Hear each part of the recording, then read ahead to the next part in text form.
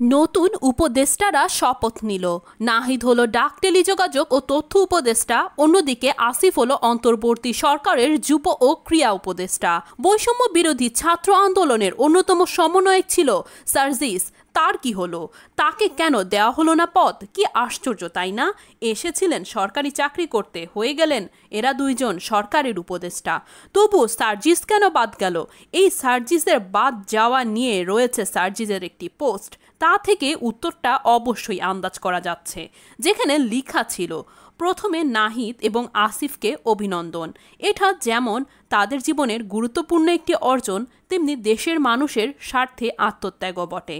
কারণ অন্তর্বর্তীকালীন সরকারের থাকার কারণে সামনে ইলেকশনে তাদের অংশগ্রহণ করা থেকে বিরত থাকতে হবে। আমি বিশ্বাস করি তারা দুইজন এই অন্তর্বর্তীকালীন সরকারের পুরো দেশের মানুষের প্রাণের দাবিগুলো প্রতিনিধিত্ব করবে, জনগণের রায় বাস্তবায়ন করতে চাপ প্রয়োগ করবে, আমাদের আস্থার প্রতিবিম্ব হয়ে উঠবে।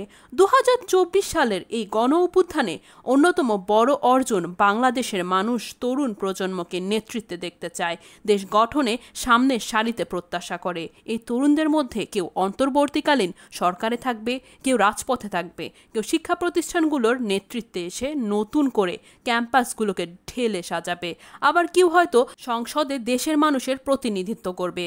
দেশের মানুষ যদি চায়, নিশ্চয়ই ভবিষ্যতে কোনো একটি ক্ষেত্রে দেখা হবে ইনশাল্লাহ। বন্ধুরা, তাই তো বোঝা যাচ্ছে এই ইনশাল্লাহ মানেই হচ্ছে সার্জিসকে নিয়ে ভবিষ্যতে কোনো বড় প্ল্যান রয়েছে। তারা ইলেকশনে দাঁড়াতেও পারে, সেটা আসলে সময়ের হিসাব। তবে নাহিদ এবং আসিফ সেটা পারছে না। অন্যদিকে পারিবারিক রাজনীতির অবসান ঘটিয়ে শিক্ষা ও স্বাস্থ্য অন্যান্য খাতে জনগণের প্রত্যাশার প্রতিফলন ঘটাতে যায় তরুণরা।